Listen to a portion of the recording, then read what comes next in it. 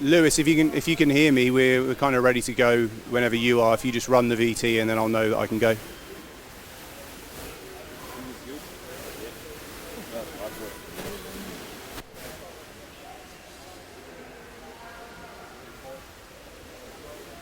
Okay, hello and welcome to episode 2 of Live and Kicking here in Sheffield.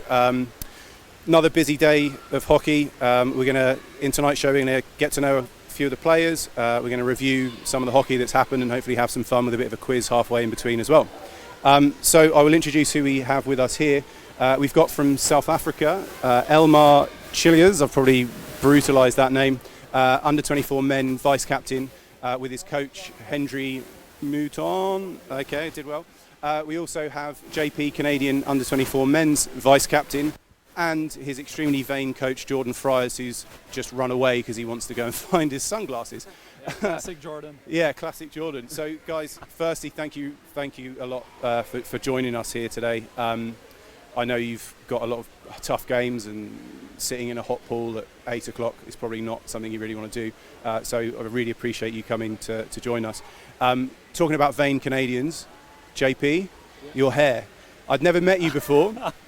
I met you in the changing rooms, and the first thing you said before you even introduced yourself was, "The ladies love my hair." So was that intentional?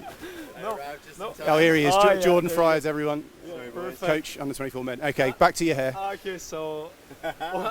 Okay, so what I said, actually it's not true, because I have a girlfriend, and the first thing she said when she saw me was like, when you get back, you have 72 hours to get that off.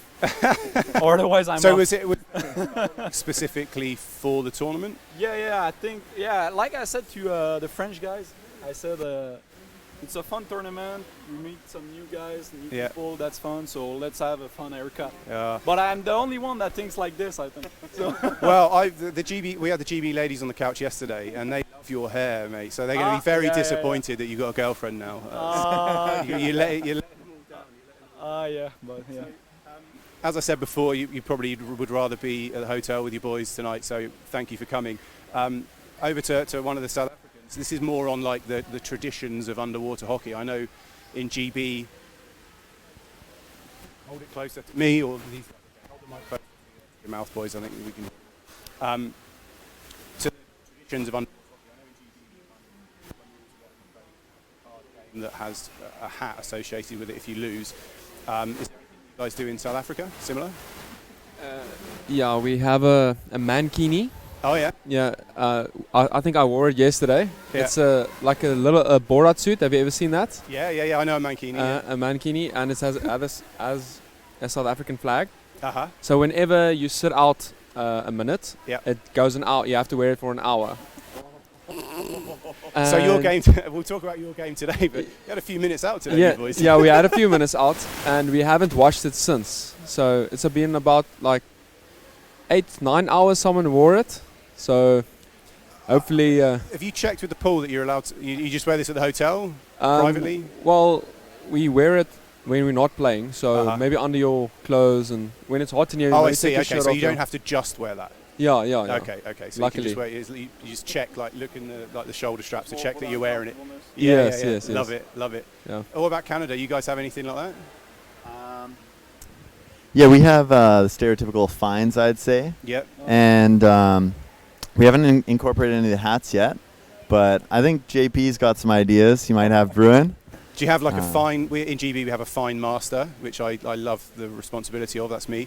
Have you got like a fine person who collects all the fines? Yeah, absolutely. We've got a fine master, and it was a tough decision-making choice for this guy because he's probably going to have the most, but it'll be fun that the rest of the guys can keep track of those, and when he delivers his, then they can fire back. That's amazing. Yeah, I think I consider myself, and the GB guys can disagree with me, but I consider myself a very ethical fine master. The first fine in my fine book is for me for being the fine master and being like a bleep of a fine master, because that's what I am. And I always take the hits myself, so then I have the authority to dish out to the rest of the guys. Okay, I might save some of these questions for future shows, but I will touch on the point of South Africa. We were talking a little bit before. Elmar, this one can go to you. We were talking before about how South Africa got all four teams in all 4 divisions here, which is great. One of only a few nations to actually do that. So the future of South African underwater hockey looks pretty bright. Yeah, look, it's getting better. Our juniors, we've had a massive growth in our junior underwater hockey. I think in the last nationals we had earlier this year, we had 350 junior players. Wow. However, with the juniors growing, we've had a decline in our senior players. Therefore, unfortunately, not have a team last year at the elite men's competition. But we're rectifying that, and we'll have the team back again next year. So slowly but surely, the sport's growing, and it's hugely because we are now, with previous success that we had, the schools are now coming more on board, so it's helping us to grow our junior side. So you play it in the schools as well? Yeah, I mean in Joburg, we've got a massive club there called Christchurch. I think they've got about 100 juniors playing there. Wow. And then in Cape Town, we've got Kiro that's now come on board, and Redham, which is 2 private schools. They now are coming on board, and also instead of playing water polo, they're now going to introduce underwater hockey there as well. So the sport's slowly but surely growing in the country. That's really good. We noticed obviously at elite level that the South African guys were missing. They had a Masters team, and it seemed to just basically have all of the old elite team in the Masters team. So it's good to see that you've got all these young players coming through. So maybe you guys, your under 23s essentially will just be the elites next year. I don't know. We've got a couple of guys. We struggle a lot. Like the guys really had to scrounge up money to come to this tournament. So for us, cost is a major issue. And if the juniors sort of pull out of elite trials, then we struggle to get numbers there. So our plans have now been put in place, and we're working on a funding system now. And we've got a 4-year rotation plan now.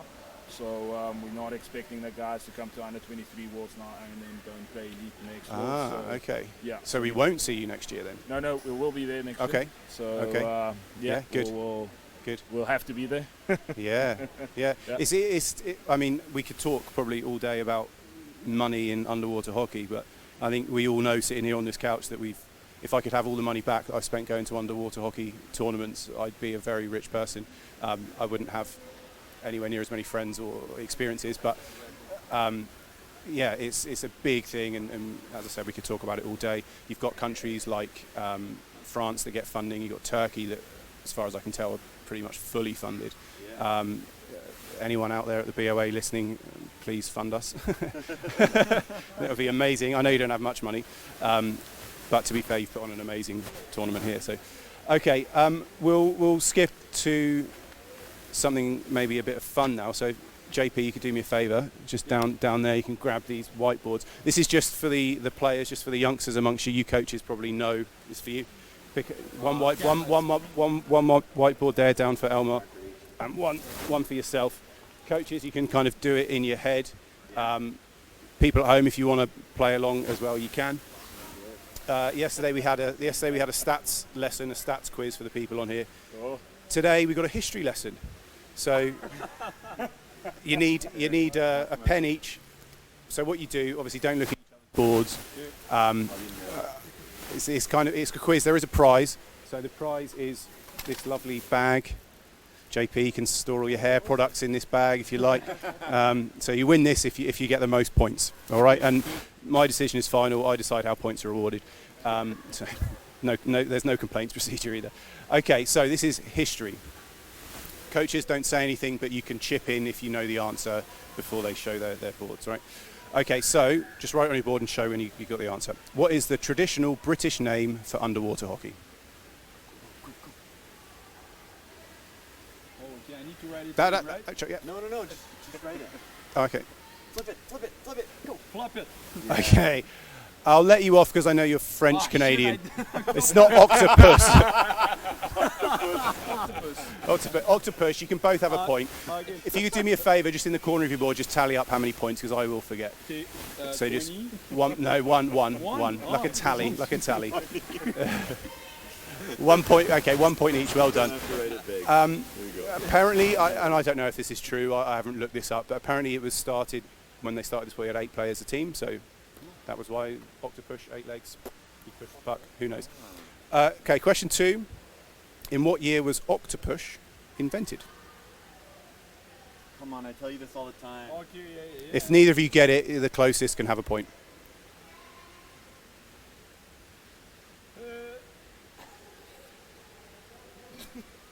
Put a number. Okay, go. 1965 from JP. Maybe show the camera as well. 1951 from Elmar there. It was actually 1954. So 1 point for South Africa. So 2-1 is the score. For a bonus, if you want to get a bonus point, you can just tell me this out loud. Do you know who invented it and where? You know what? Who invented it and where? Yeah, go. The British divers at the Navy. Uh-huh. And where? The divers during the winter. Mm-hmm. Have you got a name and a place for me? Somewhere in England? I don't know where in England exactly. I know it comes from there. Okay, you can have half a point. JP, you're falling behind. 2.5 to 1. I knew it. Yeah, of course you did. It was Alan Blake, and it was invented in Southsea, and Southsea still have a very successful Octopush club. They pretty much win nationals every year, yeah. Southsea. A lot of our GB guys come from Southsea. Okay, number 3. This one's going to be tough. I think you've got an advantage here. There's a clue. CMAS. What does it stand for? I want the full name spelt correctly. What does it stand for? Yeah, I know it's French. They got the clue. Yeah. Go for The it. clue is it's something to do with French language. Yeah. I know. Yeah. How's your French there, Emma? I know it's okay. I know 2 years in French usually brings smile to the people I tell it to. It's, Oh yeah. If I pronounce Is this family show? Yes. Okay. It's Grand Bière, so it means big beer. Oh, okay. So that's usually Okay. it brings a smile to Yeah, everyone's face when yeah, I say that. Yeah. You made me smile. Yeah. I'm not French, but You can ask the Canadians. okay. Maybe if you maybe this might be too much to write on the board. So do you want to just JP, because you're behind, if you get it first, I'll just give you the point. So do you want to just say out loud what you think it is? I don't have the M. You don't have the M, okay. So something. Yeah, so I don't know, maybe like Conseil M, I don't know, Association of Sports. The sport. Okay, incorrect. No clue. Ah. Wow, this is Well, he had more words. okay. It's I can't spell it out, but it's Confédération Mondiale des Confédération mondiale okay des activités des activités. Des sports. subaquatiques. Well done. Yes. Okay, so nobody gets a point. It's still 2.5 to 1. Okay. Question 4. In what year? You can write this on your boards. In what year was the first Worlds? In what year was there the first ever Worlds? Jordan thinks he knows it. Junior Worlds or? No, Worlds. Just first ever Worlds.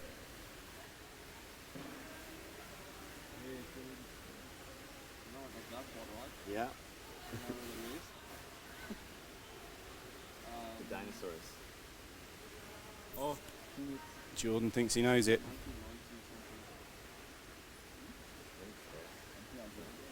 Here. Okay. Ooh, okay, we got a decade apart. JP thinks it's 1982. Yeah. Elmo, you think it's 1992. Both are incorrect, but we'll give JP the point because he needs them. It's 2.5 2. It was wrong. It was 86, right? No, 84. no, 80. 1980. Oh. Yeah, it was only a men's Worlds. Bonus. Who won? Who won the first Worlds?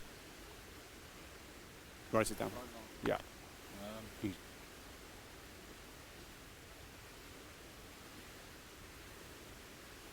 Jordan thinks he knows. Can tell from his face. Okay. Oh.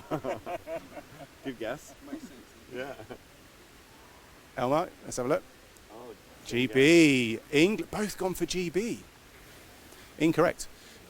GB have never won a Worlds. Not at elite level anyway. That's what I Really? thought. Yeah, never won an elite level Worlds. We've won an under-19 Worlds. I was on the team. Yeah, you can see my name on the trophy up there. That's the only time we've ever won a gold medal, under-19 Worlds, where we beat 2 other nations, Canada and America. Yeah, I get a lot of stick for that because 4 years after we won the gold against Canada and USA, and we're like, oh yeah, coming back to the UK, like yeah, golden generation. No, it was in Calgary. Then 4 years later it was here. Yeah, 4 years later it's here, and a lot of our GB guys now that I play with on the elites, they played here in 2006 on their under-19s, and they think they had a better under-19s team than us, but they only won silver. But their argument obviously is, oh, we had to play everybody and we lost to the Kiwis in the final. Yeah, we're better than them. You heard it here. Okay, sorry? Yeah, sorry, yes. You both went GB. No, incorrect. Netherlands. Netherlands won the first Worlds in 1980. I didn't even know they were there. They were. They won. Okay, number 5, which nation, and I'm just talking about men's elite division, we'll do the women's elite division afterwards. So men's elite division has won the most Worlds. Which nation has won the most Worlds? Men's. And I think the scores are still 2.5 to 2. Okay, let's have a look. We've got Australia and Australia. Okay, it's 3.5 to 3, both correct. Yeah. Bonus if you want it, so you can pull away. How many times have Australia won the Worlds? Men's again, just men's. Okay, 5, 8, both wrong. 11. Australia have won the Worlds 11 times. They're essentially dominant when it first. Apart from the first Worlds, they just pretty much won every one there, like for like 20 odd years. Okay, we'll go to the. Oh, and if you want to know, for those of you at home, Australia 11 times, France, New Zealand 3 times, and then split South Africa, Canada, Netherlands once each. So only 1, 2, 3, 4, 5, 6 men's nations have ever won the Worlds. South Africa, that one where I looked at online, I couldn't get the information, but I knew because I was there. 2009, South Africa won in Slovenia. I'm pretty sure. Yeah, it was when water was. Yeah, it was a weird time between, like, I don't know, 2007 and 2013 where it was all a bit up in the air. Okay, same questions then. Women's elite division, which nation has won the most Worlds?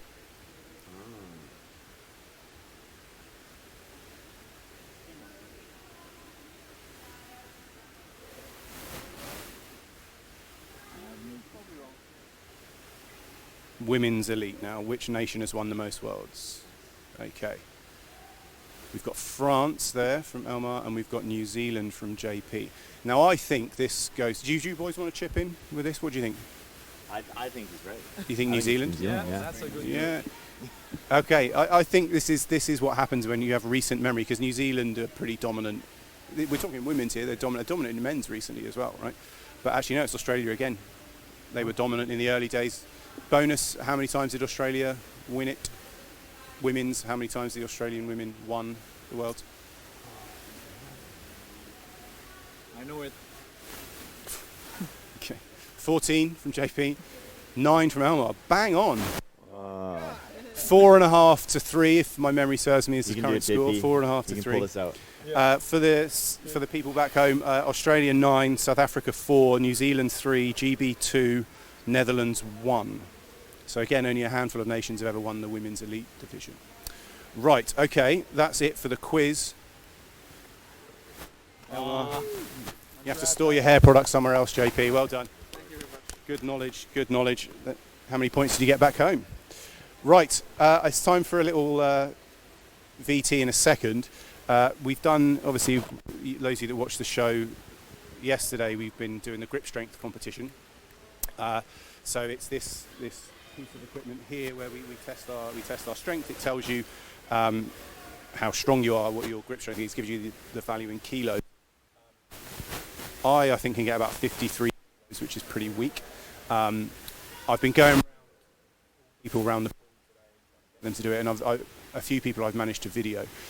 So let's run the VT and see. I think we've got a sped up version of all these people having a go with their grip strength.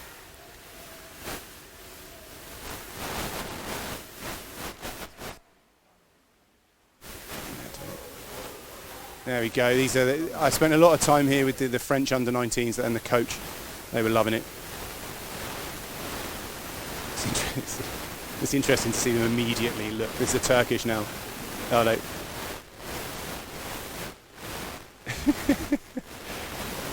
I think we've got there a crown. I think he must have lost. Lost the card games. So yeah. There was one Turkish guy who just wanted to keep going. He just would not accept that he couldn't get the strongest. He must have done it 5 times. This guy, yeah, he kept on going. he just wouldn't accept it.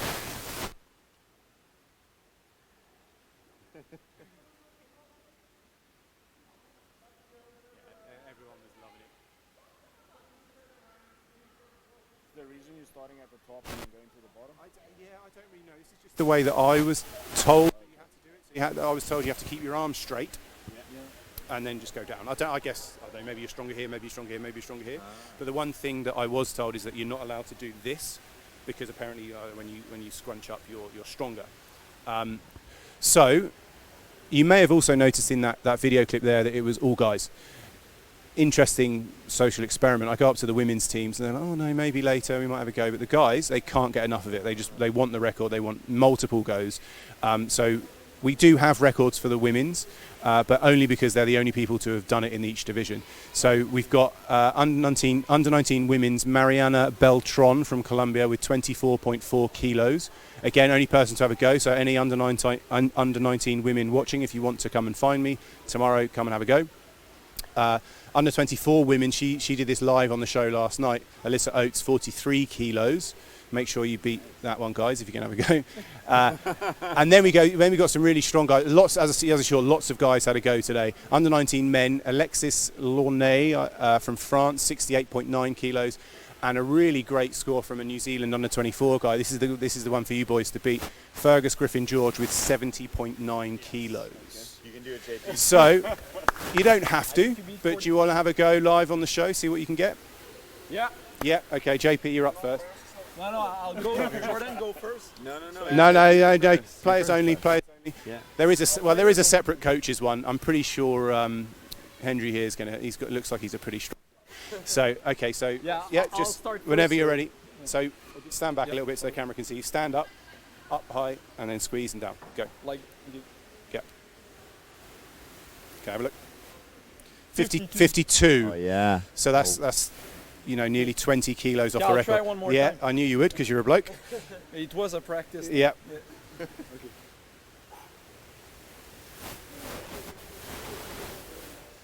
Oh, 58.1. Yeah, okay, 58.1. Not enough for the record, but is it enough to beat Elmar? I beat the U24. Probably not. The U19. Okay. Yeah.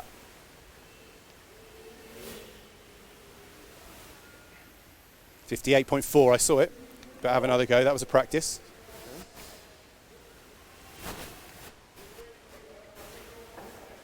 It's not recording. I'm pretty sure I saw 58. 58.1. I've forgotten. What did you get, JP?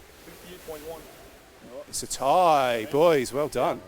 So there you go. Anyone wants to find me at the pool tomorrow, wants to have a go on this grip strength, there is a prize available. It's a lovely little branded Sheffield Age Group Worlds drinks container. Right, okay, let's talk a bit of hockey. I've got some video clips. We'll go through the divisions and I'll read out the scores. I've kind of got a feature game from each division, which we can talk about. I've tried, once I knew throughout the day that I was going to have you guys on, I tried to kind of watch your games and pick out some clips from you, but forgive me and forgive the people in there. They love to watch GB games. There's quite a lot from GB, unfortunately, but I've tried as much as I can to get a mixture of nations. Yeah, I apologise. So we'll start with the under-19 women's division. I'll go through some scores first. So first up in game that we had was GB 3, France 2, South Africa 1, Colombia 7, New Zealand 13, France 0.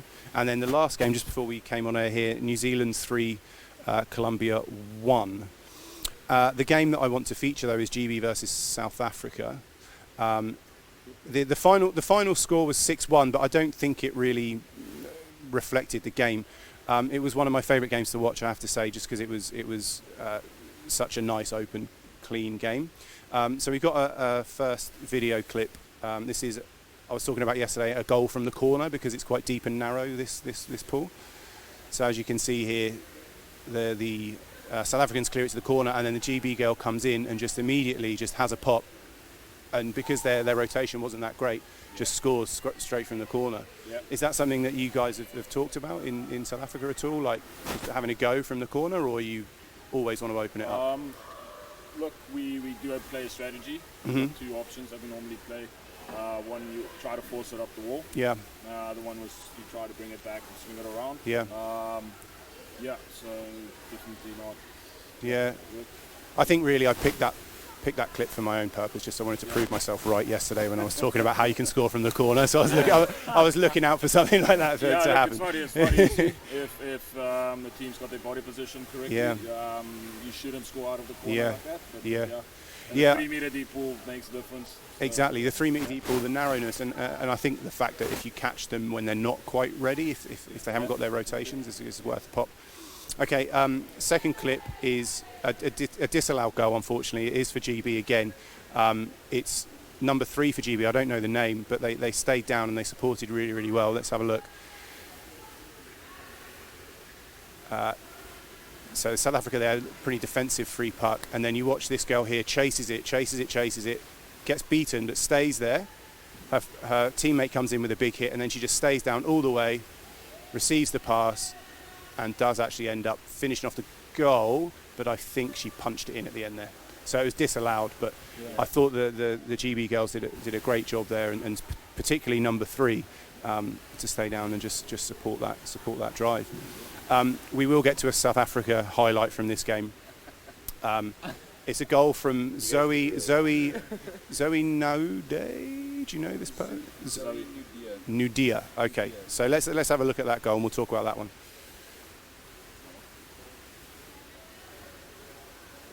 So what I liked about this goal is the fact that, I don't know if it's something you guys practice in South Africa, but it's the way they swim across the pool flat and to the other wall, and then they swim back flat, and they just basically wear the back line of the GB girls out. And as you'll see when they straighten here, that was a great pass. They've got numbers on the bottom, straight down the middle. You see here, the GB girls they're all over the place, and they get quite an easy goal from it. I've noticed actually across South Africa, guys play really nice open hockey.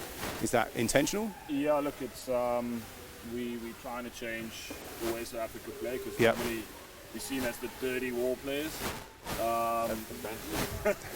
So we're trying to change it. And we've actually learned a lot we've had great guys like Jason from Australia come down and really teach us how to open up the hockey.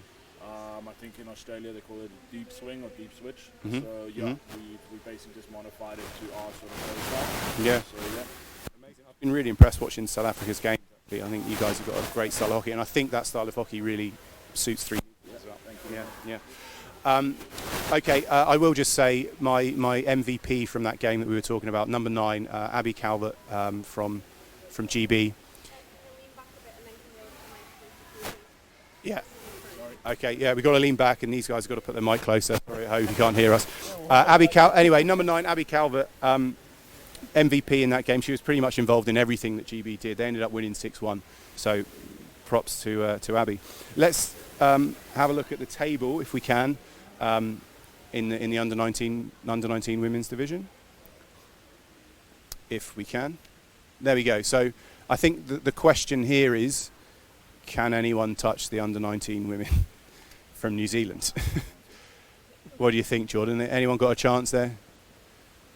What's the scores in those games? Well, you can't see the scores, but I mean, New Zealand today, they won 13-0 against France, and they won 7-1 against Colombia. For me, it's still early days.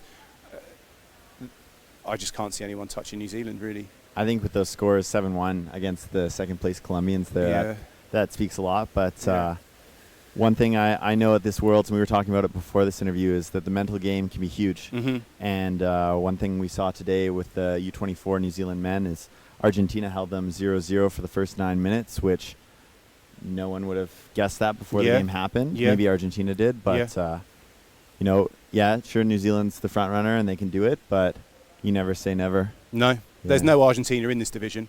But yeah, I've been impressed with Argentina generally. Like, they've played some really good hockey and got some really good results. Yeah. Okay, let's move on. We'll talk about the under-19 now, but the men's. So I'll read through some results again from that division. We got first game of the day was Spain 2, GB 2. Shout out to Declan. He scored and saved a penalty in that one. Canada 0, South Africa 7. Argentina 0, France 9. Canada 0, Spain 7. New Zealand 8, Argentina 0. And then New Zealand 3, South Africa 0. Again, unfortunately, sorry boys, the game I'm going to feature is a GB game. It's GB versus France. It finished 3-0. And the point I really want to make here, I think, is about fitness. We've had a South African. We've got lots of South Africans that come over to the UK, but one particular, a really good friend of mine, Dietrich Engelbrecht. Do you know him? Yeah, he lived here. Yeah, he lived here for a long time. And he's recently moved to France with his girlfriend Maud.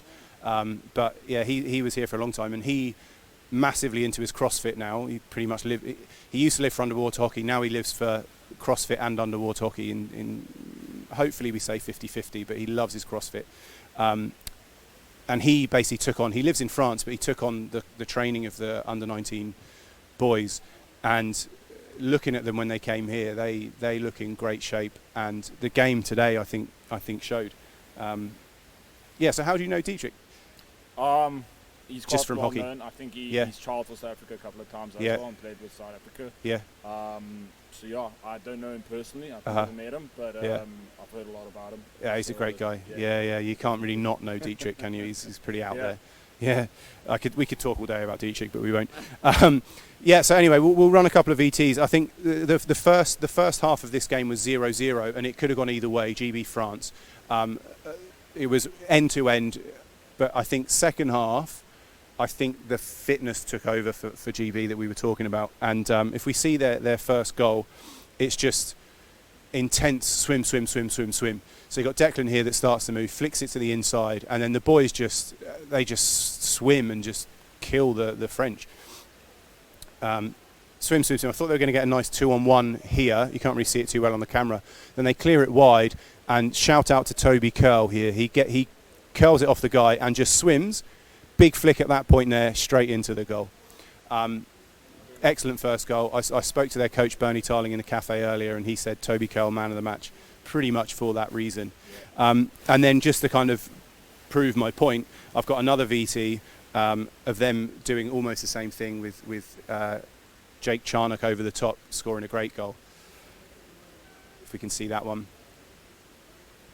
So again, it's just the intensity of their swimming. When, they get the puck, they swim. They're down in numbers, and I think Jake comes out of the sub spin around about now, and you see him over the top there, and he bounces over the top of the guy, and obviously gets a nice pass from his teammates and just slots it into the goal. But obviously, anyone at home that wants to watch that match in its entirety, you can. But I think you'll kind of see the point I'm making. Really close game first half.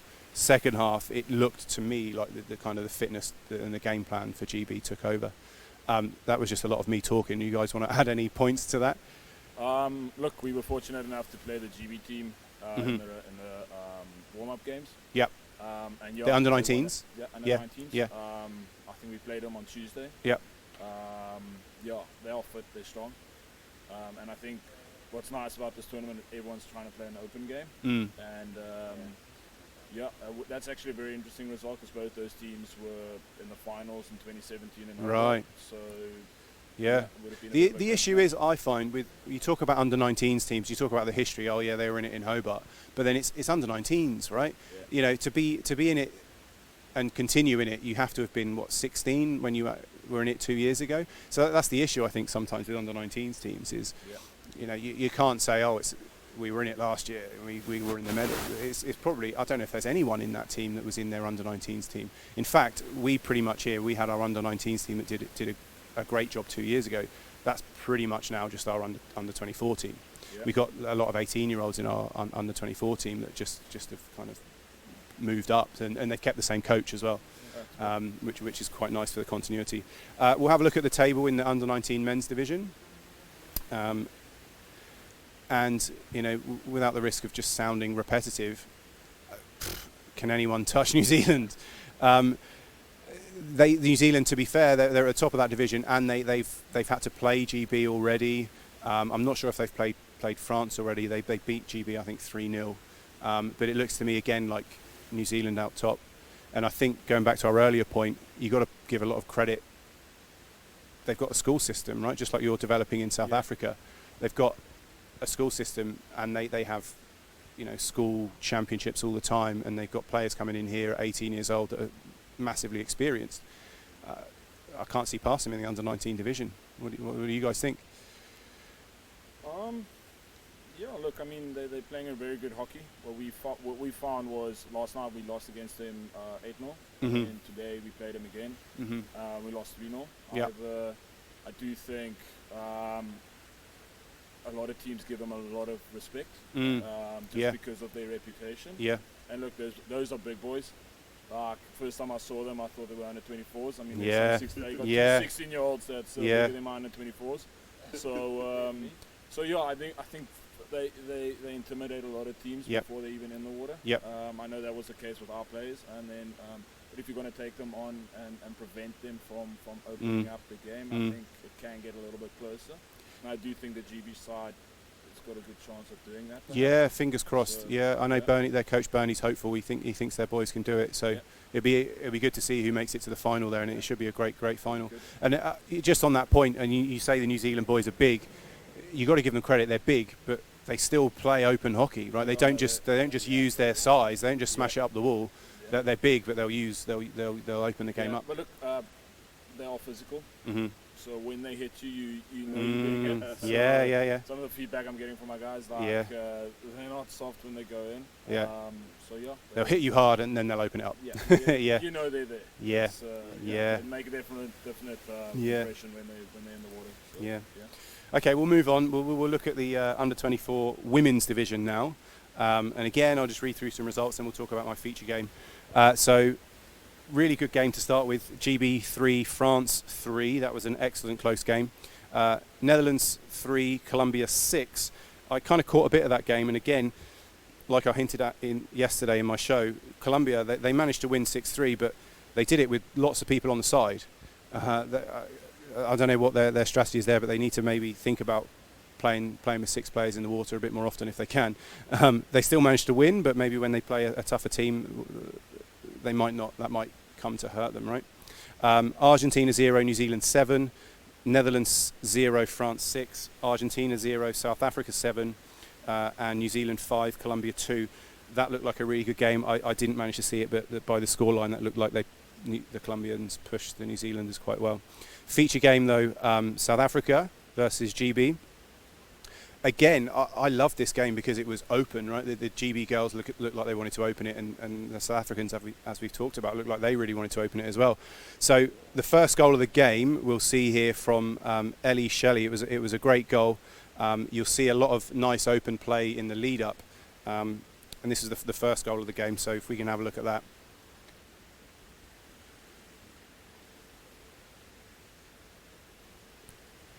So what I like about this one, I think the GB girl comes down and tackles, and she doesn't just take it to the wall and safe. She's straight out on that diagonal, and she's opening up the team.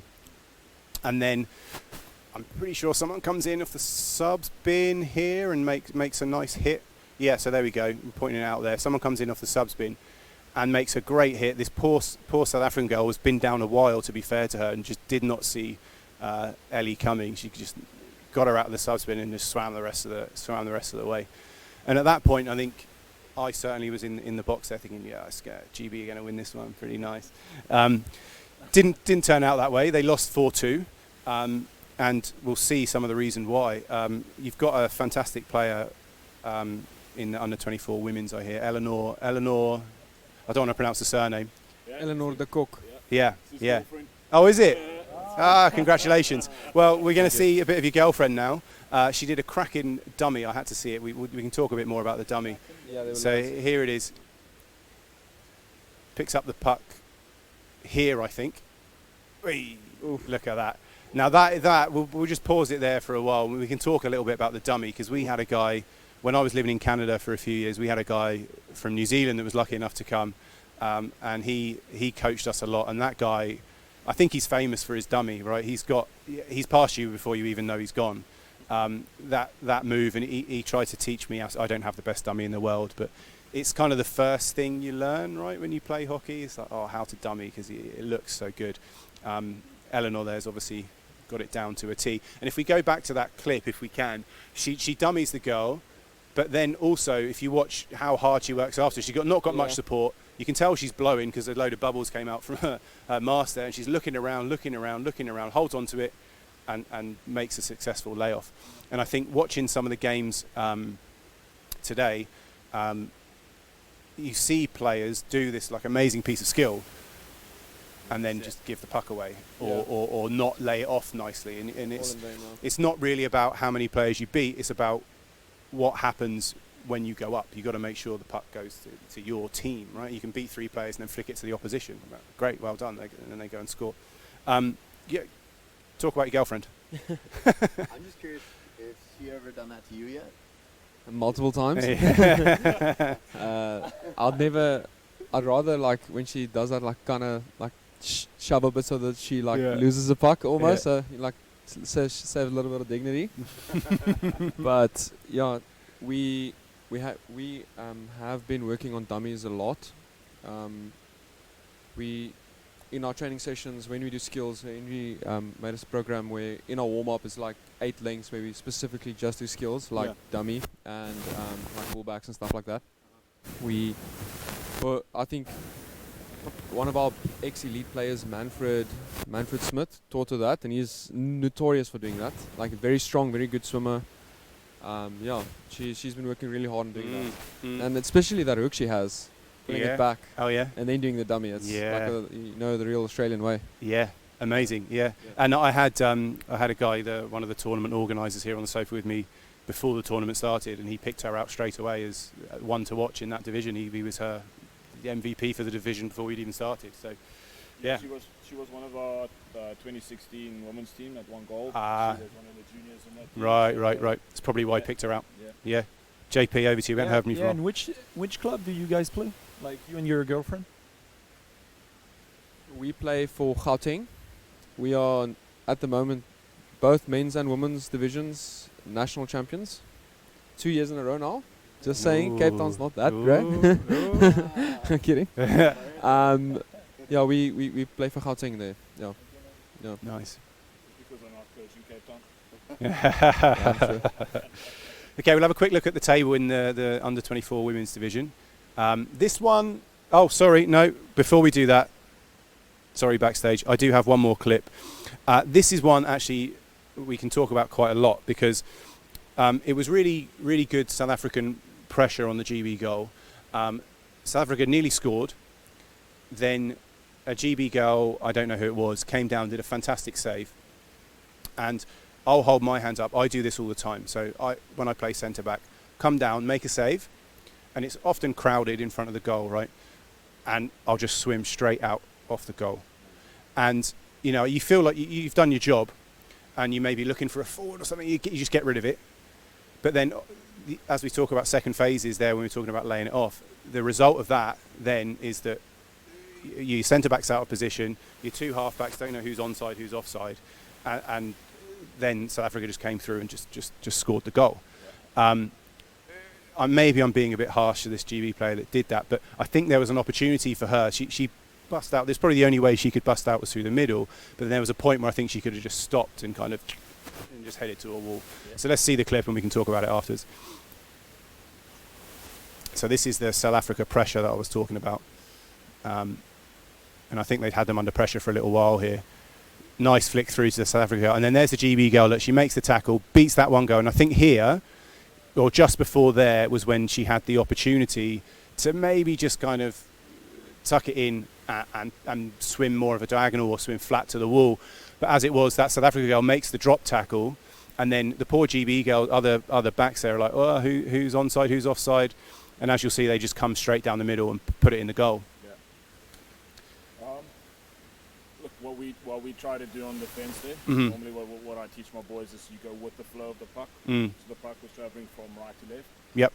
Just go with it. Yeah. And just swim across goal. Mm. I do think the left side of the goal was open there. So Yep.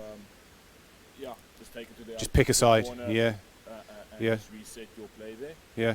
Because the problem is if you go down the middle, normally that's where the team is waiting. They want you to come down that middle channel, and then it's always your body position's wrong, and it's Yep. extremely hard to defend that middle channel. So yeah, look, I mean, in the moment, a little bit. I'm being harsh. I think I'm being harsh. I think I just picked it up because I thought it was a good thing to talk about. Really. Yeah. No, yeah. it's good. Like, I mean, in general, as a coach, I mean, if I was a coach now, I would just show that to him, say, listen, the left side was open.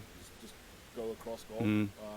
Yeah. And it's also a good habit, even if they score against us, just get into that habit of Yeah. clearing across goal. Yeah. Yeah. And a lot of underwater hockey is about having talked before about these situations, because you can't talk in the pool, you're underwater, right?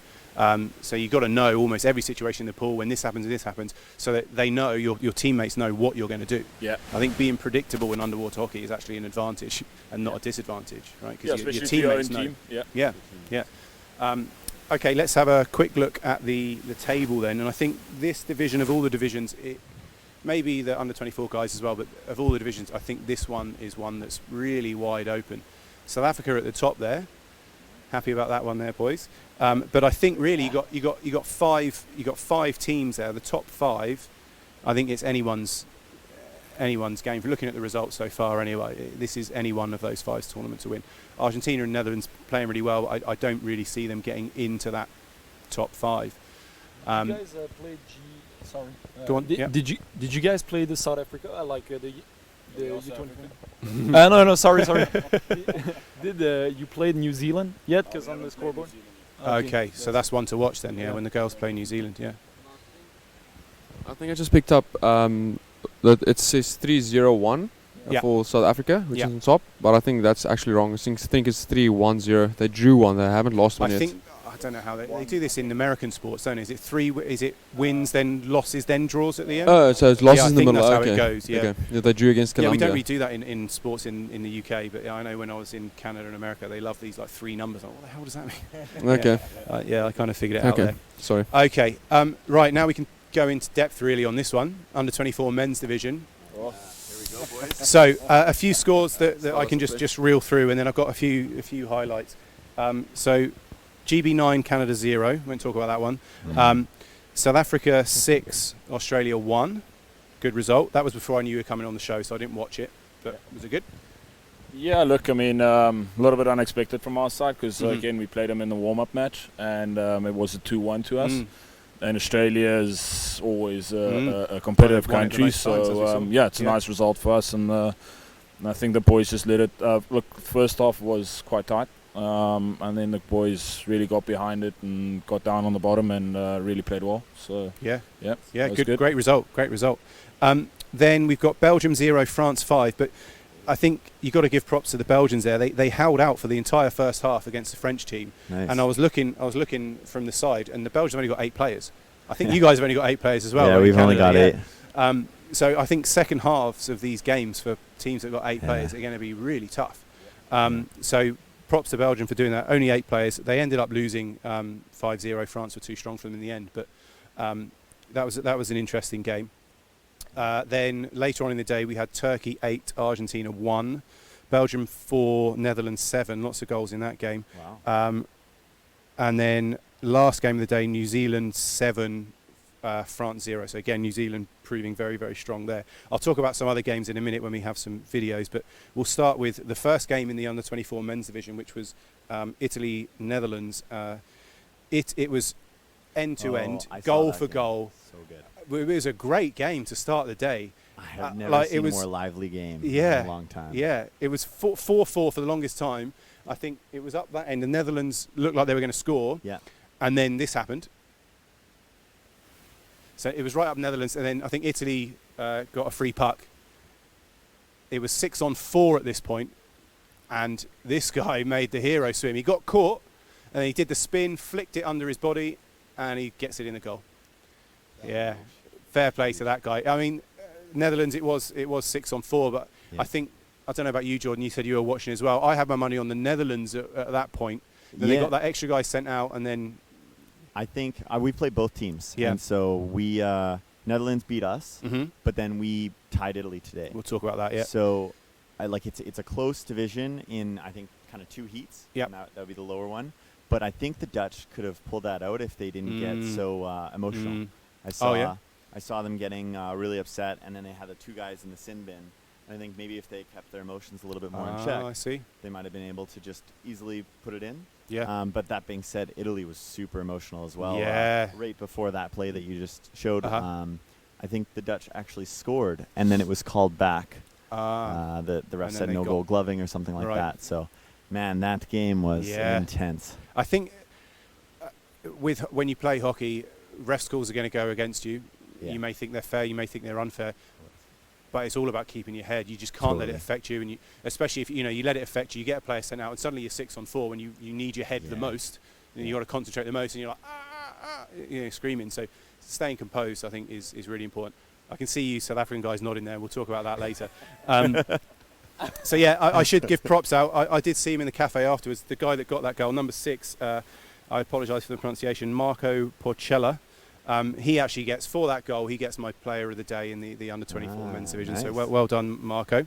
Good swim. We'll talk about now Argentina 0, New Zealand 9, which is again one of the earlier games of the day. But the only reason we're talking about it is just because I wanted to make a point about one video clip.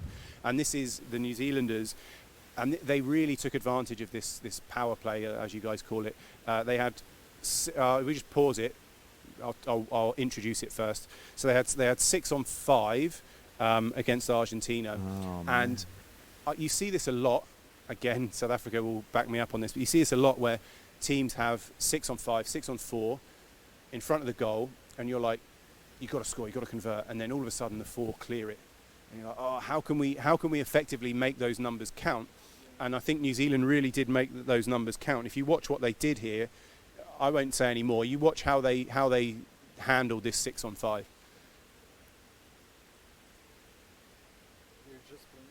Oh yeah, they're just controlling it on the bottom. What do you think they did? Interested to hear. We can play it again maybe, and then you can. Well, it looks like both teams are doing a great job on the bottom. Is the black New Zealand? Black teams New Zealand. Yeah, so they just did a really good job of controlling the puck. Not rushing it, not pushing it. I saw one guy doing under the body, but other than that, they just kept turning their body and using their body for protection, and then tossing it to the other guy. And they all just had an incredible bottom time. It was like they almost said to each other, all right, let's go down for about 30-ish seconds all together, and at the end of that, we'll put it in. Yeah. And props to the Argentinians. They held that off for a while. Really good cycling, but it looks like New Zealand just pulled through in the end. Yeah, I just thought they really used their numerical superiority really well. Yeah. They didn't rush the goal. I think the temptation is you're 6-on-5, you're like, oh, we've got to score real quick, and they just rush the goal. That's easy to defend, right? 5 people can hold their breath for a while, but they almost drowned out the Argentinians there. They swam a little bit, turn it back, swam a little bit, turn it back. And they just waited, and at the end, I don't know if you saw, eventually they just flicked it wide to one guy, and all of a sudden it was all open for them, and it was a nice goal. Yeah. Watch it again one more time.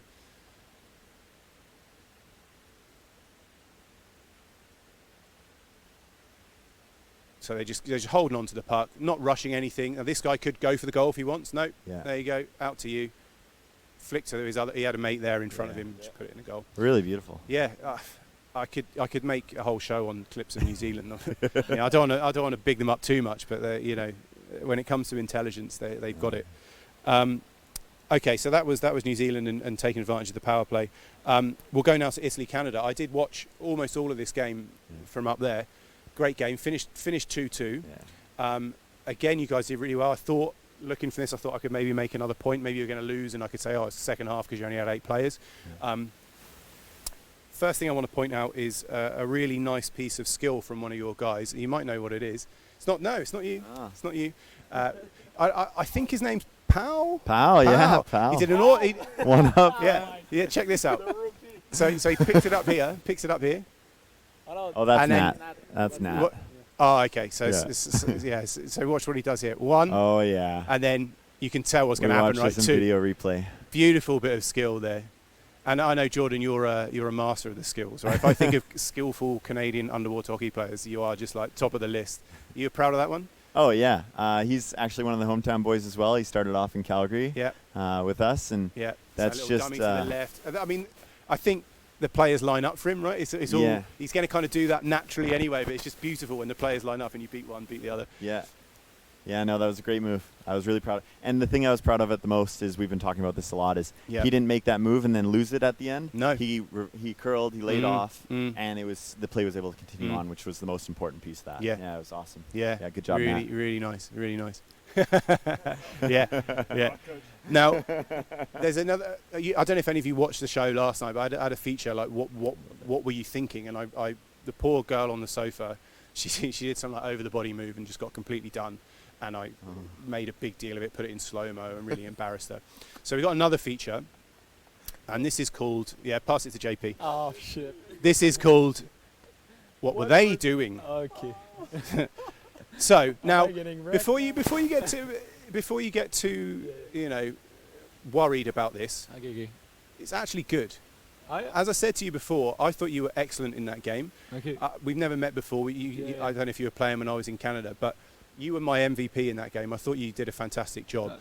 You looked like you were playing centre, but Jordan, it also looked like you had some 1-4-1 formation going on. Correct me if I'm wrong. Yeah, we got about 3 formations going. Sorry.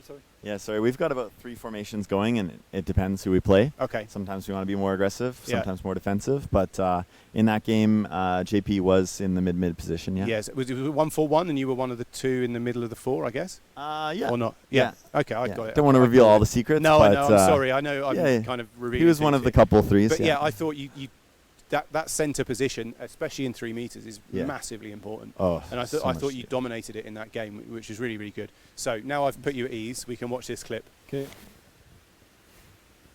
So the Italians you were playing, right? Yeah. They clear it to the corner. You come down there. Look at this for a bit of skill. So you push off the wall. 1, 2. Do that guy on the inside, and then you flick it up the back wall to your friend there, who is going to score. Pow. Yeah, to power. If we pause it there, though, pause it there. Now, the reason I've called this "What Were They Doing" is because I'm thinking in your head, you've just great tackle, pushed off the wall, beautiful bit of skill right in front of the camera, flicked it to your mate, and you go up, and you're like, yeah, right. You've done your job.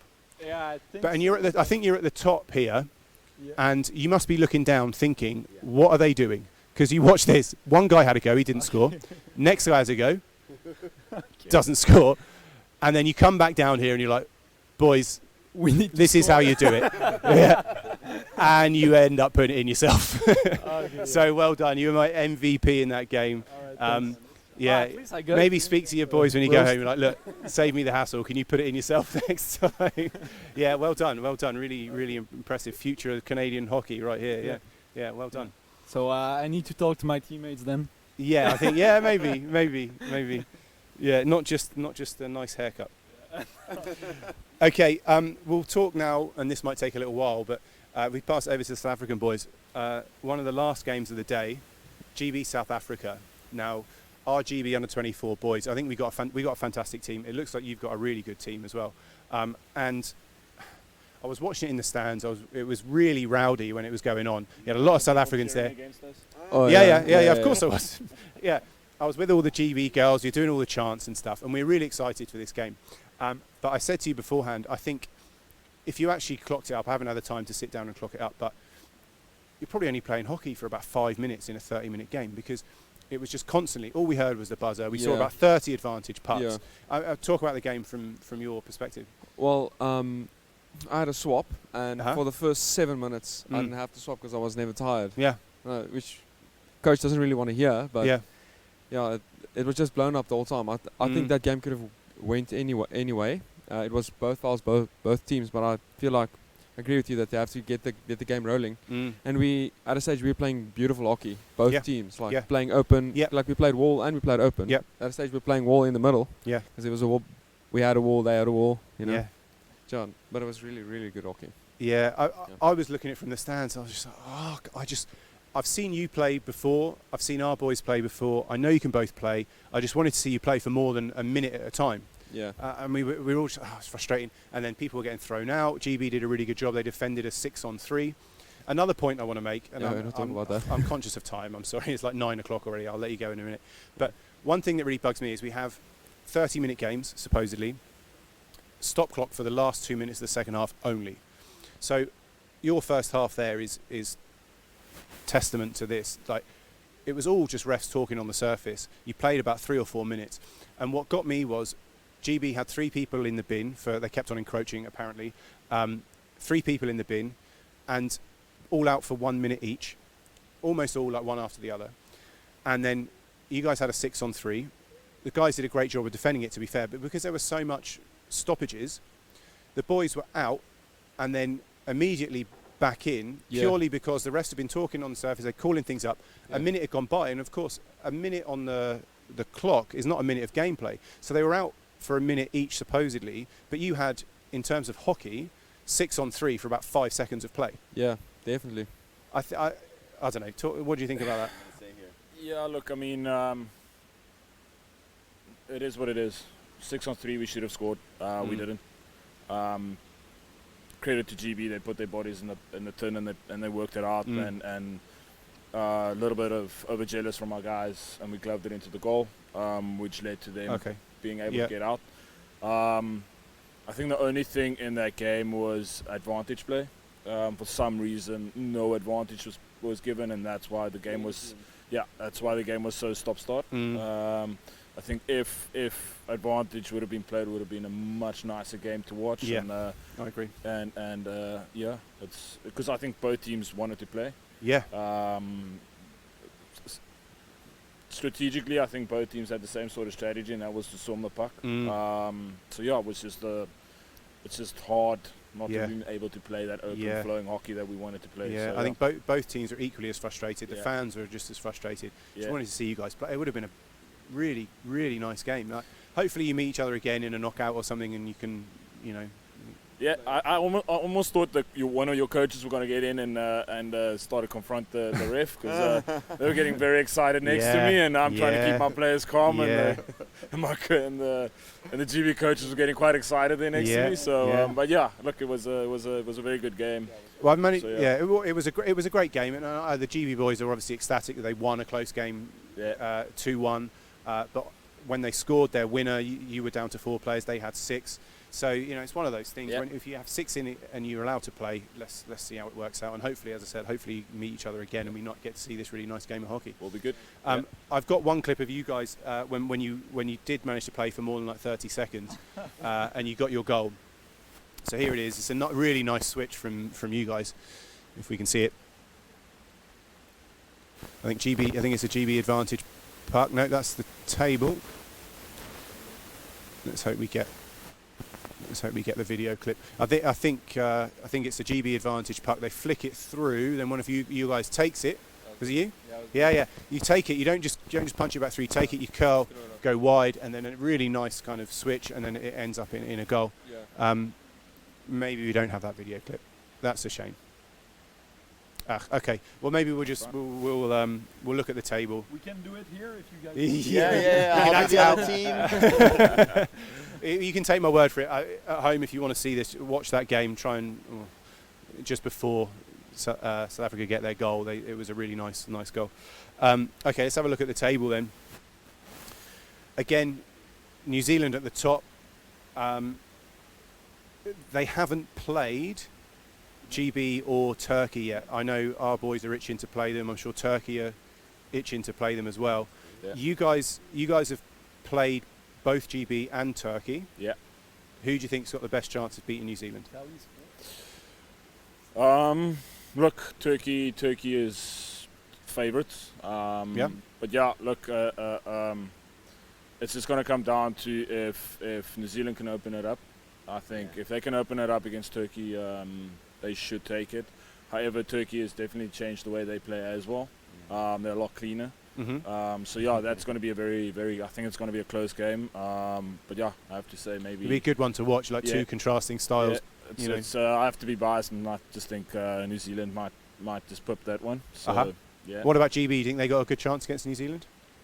Yeah, look, I mean, like I said before, if you're willing to take them on, you're not going to give them the space and the time to play. It's going to be a close game. So. Yeah, a great division. Just over to the Canadians again for 1 second. Like, what are your ambitions for this tournament? What are you looking to do? I'm going to pass it off to JP. Yeah, okay, I can say it because I don't think as 8 we can win, and we knew it before coming. So I think Win gold, you mean? Yeah. Win goals. You're going to win the party, goal, JP. yeah. I can see it now. Yeah. These long Yeah. All right. So anyway, no, but I think we want to win a couple of games for sure. Like maybe weaker teams like Netherlands, Italy. We just equalize against them, and Belgium, Argentina. Those kind of team, I think we can beat them. Yep. And we'll try to for sure. Yeah. Well, keep playing the way you're playing. I thought you guys played great today. Yeah. Yeah. So for example, that GB match, we knew it was gonna happen. So we knew the Dutch lost them something like 14-15-0. Right. And because we lost, try and hold your mic up here because that's the receiver. Yeah, go on. we lost to the Dutch a goal or two, and so we figured as long as we can keep it less, we're moving somewhere. Yep. The boys really say against the big hitters, we want to make them have a tough time. Mm-hmm. And my goal, I didn't tell them this, but my goal was to keep it under double digits because that's where they went with the Dutch, and they kept it at 9. And the biggest thing for me was it was 6-0 in the first half, and the second half they finally started playing like themselves, and it was only 3-0. Yeah. So those are the wins that we have to look at as our team, because this is again only our second time coming to Worlds for the U24s with only 8. Yeah. So we have different goals to go for, and I think they're seeing them come through. Yeah. And over South Africa, obviously, I kind of neglected you there when I said New Zealand, GB, Turkey, but your ambitions probably are to take this division down as well. And we were talking a bit before we came on air. Round robin is round robin, right? Yeah. Knockout hockey is something else. So finals is definitely. Our ambitions, well, we knew coming here we had a chance to podium, so we expect nothing less. Unfortunate for a loss for us, but keep our heads up, going strong. Yeah. For us to manage to get a goal against Turkey, if we take the first goal away, it'd be 2-1. 2-1, same as we only woke up in the second half of the first half. Yeah. Coach said. You learn in round robin hockey, right? Yeah. You look at that game and then you think, right, if we play these guys again. And when we actually opened it up against Turkey, we actually showed them that they didn't know where to defend us. So after that game, we were actually happy, even though we lost. We knew exactly that we can actually do this from a 7th place maybe to a podium place. Yeah. Definitely our ambitions. What score was it? Your game against Turkey? 3-1. Yeah. And the first goal was a really soft goal straight through us, a typical Turkey goal, Yeah. Yeah, it's going to be a great division. I'm really excited to get to knockout hockey here. I think it's going to be really exciting. Anyway, I think we'll wrap it up there because it's 9:10, and I said you'd be out of here by 8:10, so I'm sorry, guys.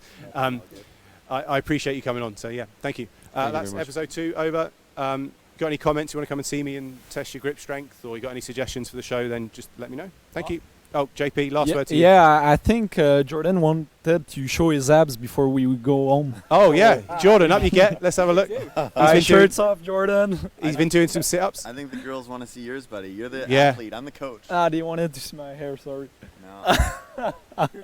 Maybe next episode, guys. Okay. I had a piece of cake go today. Check out each other's abs and good night. Thank you.